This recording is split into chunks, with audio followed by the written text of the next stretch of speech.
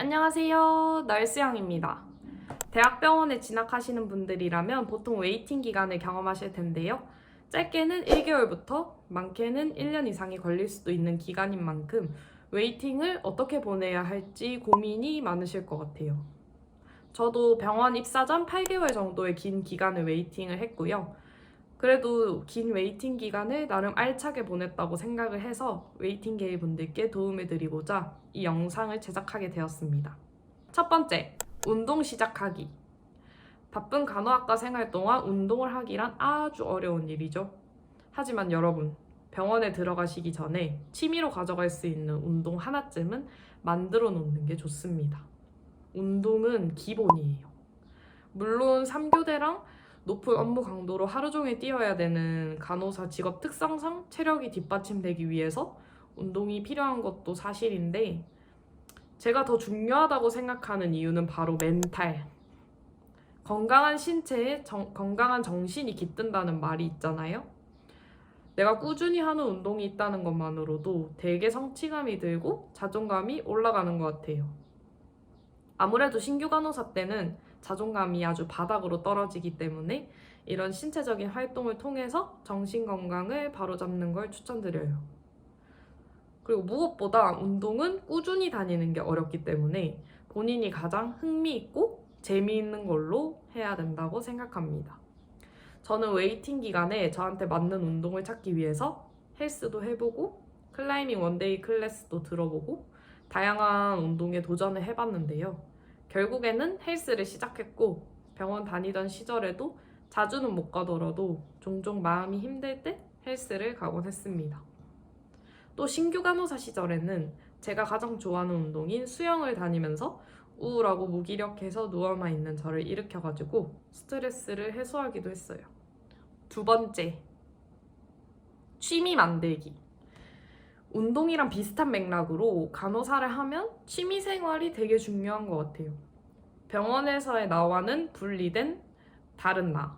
어떤 활동을 좋아하고 잘하는 내가 있다면 완전히 자존감이 무너지는 상황은 피할 수 있다고 생각합니다. 또 오프 때 몰두할 수 있는 무언가가 있으니까 원동력을 가지고 더 잘 버틸 수 있을 거예요. 저는 웨이팅 때 초등학교 이후로 치지 않았던 피아노를 다시 배웠어요. 제가 노래를 듣고 부르는 거를 되게 좋아하는데 늘 피아노 선율이 그렇게 좋더라고요. 그래서 좋아하는 노래를 피아노로 칠 수 있다면 너무 좋을 것 같았어요. 또 저는 간호학과 다니면서 바빠서 못 읽은 책들을 읽었어요. 책은 내가 원하는 정보 중에 양질의 정보를 가장 쉽게 접할 수 있는 수단이라고 생각을 하는데요. 속이 시끄러울 때 머리 식히기 좋은 소설책을 볼 수도 있고 원하는 정보가 있을 때 그에 관련된 책을 읽어서 지식을 쌓을 수도 있어요. 사람마다 취미는 되게 다를 수 있잖아요. 그림 그리기나 춤, 운동, 꽃꽂이 등등 다양한 취미들이 있는데 저는 뚜렷한 제 의견이었고 좋아하는 게 없었던 터라서 취미를 찾는 게 되게 어려웠어요. 그렇다면 그냥 다른 사람들이 해보는 걸 우선 도전을 해보는 걸 추천드립니다. 해보고 재밌으면 취미가 되는 거죠. 그런데 위에서 말한 것들을 하려면 돈이 듭니다. 취미 배우는데도 돈이 들어요. 돈이 없다고요? 저도 그랬는데 갓 졸업한 대학생이 돈이 어디 있겠어요. 그런데 보통 웨이팅 특성상 언제 웨이팅이 끝날지 몰라서 알바 기한을 정확하게 사장님께 말씀을 드릴 수도 없고 간호사로 평생 일해야 될 수도 있는데 웨이팅까지 어디에 알바로 묶여 있는 게 저는 진짜 싫더라고요. 그래서 저는 단기 알바를 선택했습니다. 돈이 필요할 때만 일을 하고 돈을 벌면 그 돈으로 취미나 경험을 하는 곳에 사용했습니다. 도넛 담기 알바를 한 적도 있고요. 동네 병원의 이비인후과 외래에서 근무하기도 했습니다. 아마 웨이팅계의 선생님들 중에 병원에서 조금 더 일을 잘하고 싶은 마음에 종합병원이나 요양병원에서 근무를 고민하시는 분들이 분명히 있을 거예요. 저도 그랬거든요. 근데 사람마다 뭐 도움이 된다, 뭐 안 좋은 습관을 가질 수도 있으니까 안 하는 게 낫다.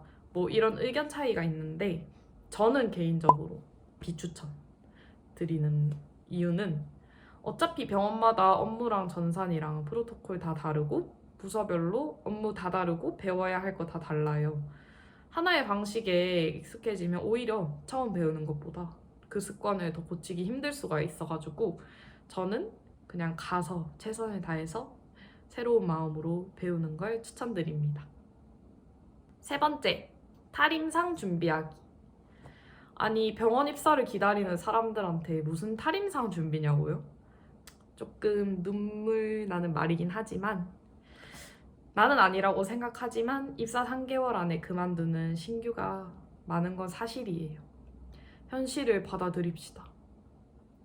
당장 탈임상을 할 생각이 없어도 병원을 덜컥 그만두게 될 수도 있잖아요. 어떠한 사정에 의해서. 그랬을 때 탈임상을 위해 준비해둔 게 있다면 훨씬 불안하지 않고 우울하지 않을 거라고 생각해요. 이왕이면 시간이 많을 때 미리 미래를 위해서 투자해두는 게 나쁠 건 없다고 생각합니다. 그런데 이것도 잘 선택해야 되는 게 무작정 아무거나 한다고 해서 내가 가고 싶은 분야에 갈 수 있는 게 아니에요. 저도 임상밖에 모르는 바보라서 뭘 하고 싶은지 모르겠어서 웨이팅 때 우선은 뭐라도 해보자 하고 패기 있게 커마를 시작해봤는데요. 한 달 하고 때려쳤습니다. 의지가 없으니까 공부가 될 리가 없죠? 그래서 우선은 본인이 관심 있는 분야가 뭔지, 거기에 필요한 자격 요건이 어떻게 되는지 고민하고 찾아보는 과정이 저는 제일 중요할 것 같아요. 그렇게 해서 간호사 면허를 살린 탈임상 직업으로 굳힐 수도 있고 아예 간호사랑 관련 없는 일을 생각해 볼 수도 있어요. 그거에 맞게 준비를 하시면 될 것 같아요. 저는 비록 웨이팅 때 탈임상을 준비하지는 못했는데 병원 다닐 때 이제 너무 힘들어서 탈임상을 찾아보다가 인스타에서 제약회사 간호사 선생님을 알게 되었습니다. 매번 강의를 진행하시는 거는 아닌 것 같고 가끔 탈임상 강의를 하시거든요. 이미 수많은 탈임상 강의 경력으로 수강생들이랑 인맥이 되게 많으시더라고요. 그래서 되게 현실적인 현직자, 재직자 정보가 되게 빠삭하고 진짜 이분이 어떻게 보면 냉정한데 정말 객관적인 시선으로 현실적으로 어떤 걸 준비해야 되는지 알려주셔서 저는 도움이 많이 됐던 것 같아요. 그래도 이왕이면은 어떤 직업을 가지고 싶은지 명확하게 알고 계신 분들이 구체적인 정보를 얻어가는데 더 좋은 강의라고 생각을 해서 먼저 진로를 정하는 걸 추천드립니다. 네 번째, 다른 분야 일 도전해보기. 이렇게 취업이 보장된 상태로 합법적인 백수잖아요. 이렇게 쉴 수 있는 기회는 저는 진짜 드물다고 생각을 해요. 이때 관심이 있었던 아예 다른 분야 일에 도전해보는 것이 좋을 것 같아요. 저희가 워낙 대학교 4년 내내 간호사라는 정해진 길만 보고 공부를 하다 보니까 전혀 다른 분야의 일을 경험해보기가 진짜 쉽지 않은 것 같아요. 병원에 들어가기 전에 다양한 경험을 해보고 세상을 보는 눈을 확장해 나가는 게 병원 근무 경험에도 도움이 될 거고 본인을 알아가는 일에도 도움이 많이 될 거라고 생각합니다. 저는 파워 ENFP라서 에버랜드나 놀이공원 알바가 진짜 그렇게 해보고 싶었거든요. 근데 집이랑 다 너무 멀어서 못했어요. 그게 늘 한입니다. 그러니까 웨이팅계 선생님들은 꼭 후회하시지 마시고 원하는 거 많이 도전해 보셨으면 좋겠어요. 다섯 번째, 재테크 공부하기. 요즘 20대들도 재테크에 되게 관심이 많잖아요. 대학병원에 들어가게 되면 같은 나이나 또래에 비해서 나름 괜찮은 수준의 연봉을 벌게 될 수 있어요. 하지만 이 돈에 그냥 받는 족족 놀고 먹고 꾸미는데 다 써버리면 아무 의미가 없습니다. 돈이 생기기 전에 미리 재테크 공부를 해서 돈 관리 계획을 세우신다면 분명 도움이 될 거예요. 저는 처음에는 우선 마인드 세팅을 위해서 자기계발서나 자기계발 유튜브를 되게 많이 봤어요. 몇 가지만 추천을 좀 해드릴게요. 먼저 제가 되게 유익하게 읽었던 재테크랑 자기계발서. 첫 번째는 역행자입니다. 이건 이미 너무 유명한 베스트셀러라서 모르시는 분들이 거의 없을 거라고 생각하긴 하는데 이 책이 정말 자극이 많이 된 책인 것 같아요. 자청님이 되게 바로 실행할 수 있게끔 그렇게 책을 적어주셔서 책 읽으면서 솔직히 왜 이렇게 뜬구름 잡는 소리 하지? 할 때가 많은데 이 책은 뭔가 나도 해볼 수 있겠다. 나도 해봐야지. 이런 생각을 진짜 뿜뿜하게 하는 그런 책인 것 같아요. 두 번째로 돈은 좋지만 재테크는 겁나는 너에게 라는 책이 있는데 이 책이 이제 유튜버 분이 쓰신 거거든요.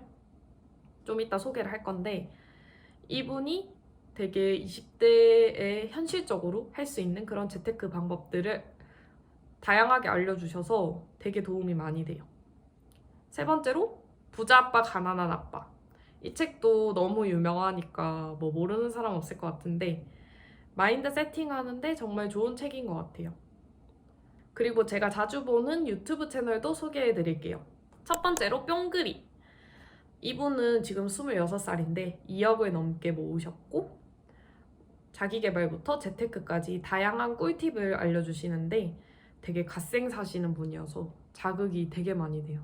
같은 비슷한 나이대에 저보다 훨씬 열심히 사는 모습을 보면서 자극을 되게 많이 받는 채널인 것 같습니다. 두 번째로 해그랑님. 간호사 출신이시고 지금은 경제적 자유를 위해서 퇴사를 하셨고 무지출 챌린지 통해서 벌써 1억 넘게 모으신 분이에요. 재테크랑 자기계발 브이로그 주로 하시는데 뭔가 같은 간호사 출신이기도 하고 간호사도 이렇게 돈을 모으면 재테크 열심히 할 수 있구나 이런 희망을 가지게 되었던 그런 채널입니다. 세 번째로 김짬부 재테크.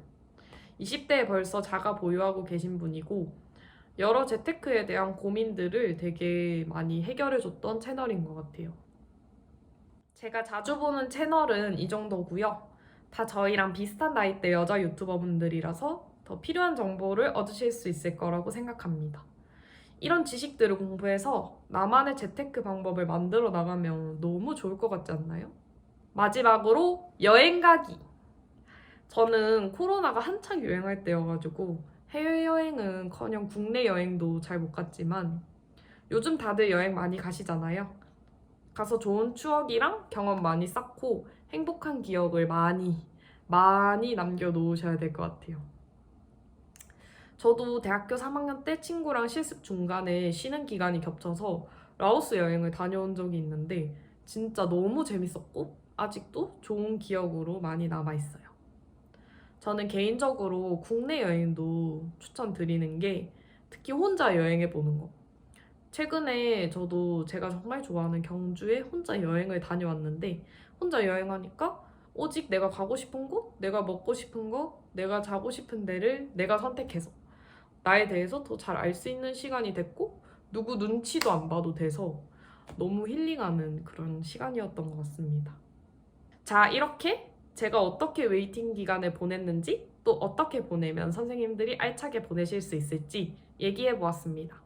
도움이 되셨으면 좋겠고 행복한 웨이팅 하시길 바랍니다. 안녕!